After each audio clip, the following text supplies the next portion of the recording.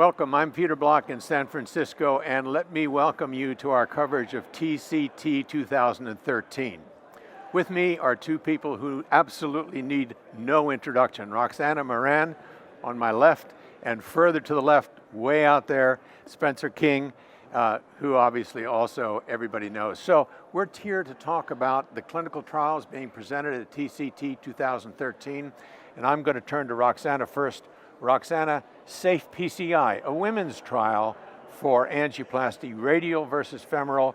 Talk to me about that. Well, first of all, thank you very much for having me, and it's great to have this news coverage from TCT 2013.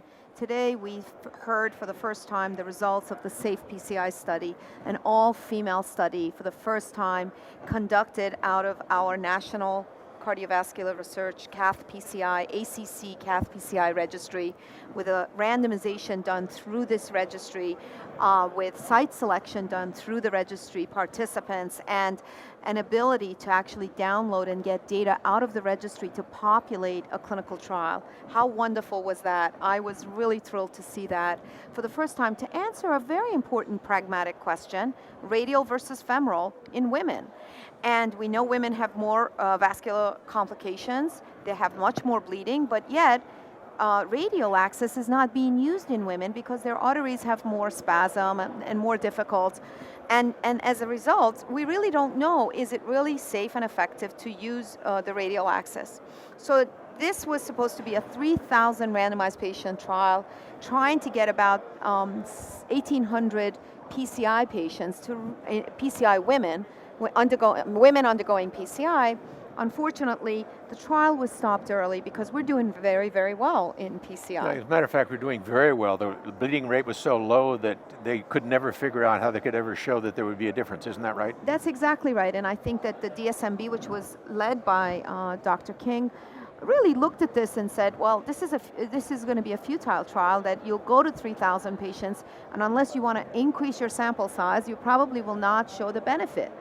And I think rightly so, they suggested that this should be stopped. It wasn't for safety reasons, it was for the fact that perhaps you weren't going to show, it would be futile. You wouldn't be able to see the benefit. The discussion about the trial was interesting as you got to that point, because when you get to trials and the event rate is low, you're faced with the question of, can you ever get to something, or do you change a bit and enroll higher risk patients? And the discussion appropriately finally was like, really trying to answer the question about the kind of patients who are in this trial, not taking STEMI, acute infarcts and all that kind of thing, and throw them in where you might have seen a difference, but stick with the idea. But the result to me was enormously interesting, not only from the design of the trial and the fact that we're utilizing the NCDR to do it, but the fact that for both groups, femoral and radial, the adverse outcomes plummeted. The bleeding plummeted because everybody learned how to manage bleeding, not only from the radial, but from the femoral. That's so it was very right. We haven't told anyone what the outcome is yet, so what is the outcome? Well, yeah, so obviously, as the DSMB had suggested, that the PCI cohort, they only randomized about 300 patients in each arm, about 600 or so patients, and it didn't reach statistical significance, although there was an absolute risk reduction of about 1.7%. A relative risk reduction was much higher, about 60% reduction in the bleeding, but didn't reach statistical significance. There was access site crossover, significantly higher if you attempted radial first. So that was that. That was in the PCI primary analysis cohort. When you looked at the entire randomized group, you actually found that there was a significant reduction in both vascular and bleeding complications in the entire group, the Cath-PCI group. And again, the same crossover, a higher rate of crossover. So let me ask Spencer a question. You were on the DSMB on this one, weren't you, Spencer? So, right? Yeah. So I'm not going to ask you for a conflict here, but I want to ask you a sort of an interesting question. Since this is NCDR data, registry data, is there a possibility that some of this is underreported data, and we're not really seeing truth here? Could that be? Is that part of what makes this such a funny trial? That was not a worry we had. You know, this was a little painful as chair of that DSMB. I have a philosophical bias against stopping trials, unless we're really causing trouble.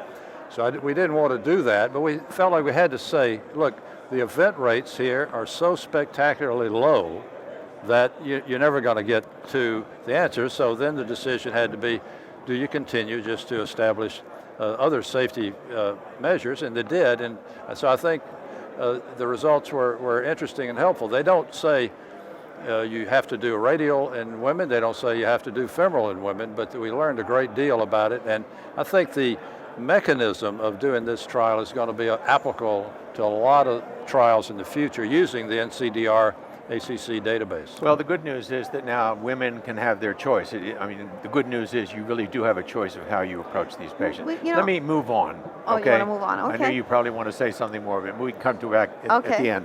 So let's move to Sort Out 6.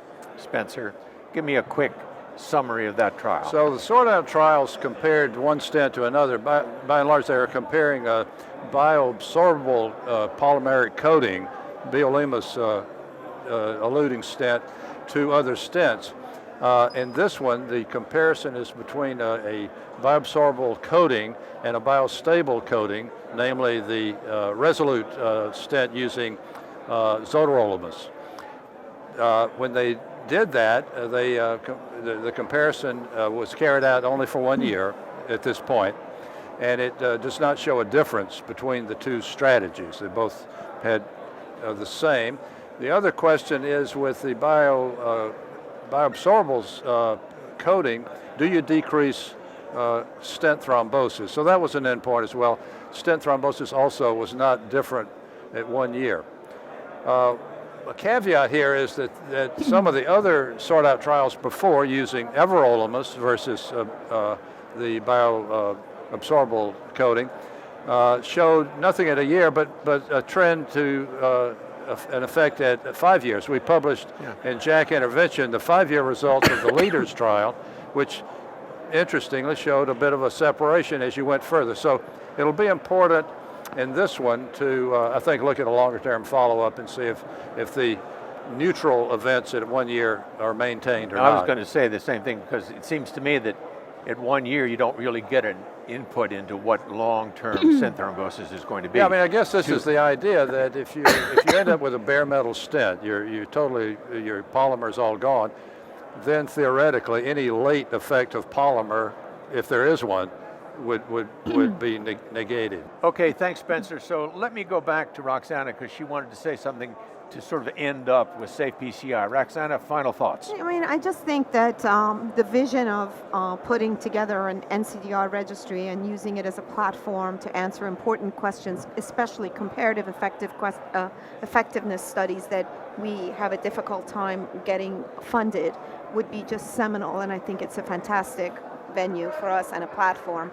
And just to get back to you about underreporting of events in registries, I think we have to also understand that the assumptions that we got for the trial were based on the same registry. So they were reporting those events before. There was no reason for them not to stop reporting. What the difference here is using more bleeding avoidance strategies, which is something that the NCDR taught us we should be doing, looking at benchmarking work. So it really just tells you the value of registries, especially our Cath-PCI registry. And we have in fact achieved a lower bleeding Incredible. rate, which is the whole point. So with that, we'll be right back.